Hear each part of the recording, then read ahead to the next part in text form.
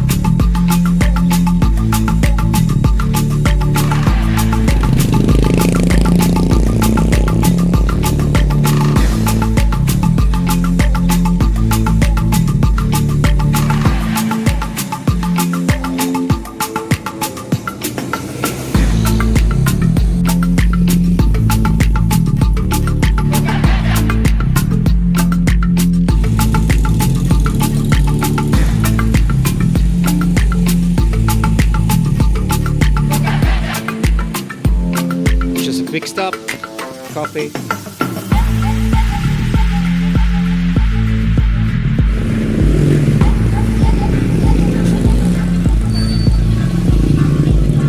We just reached San Carlos City.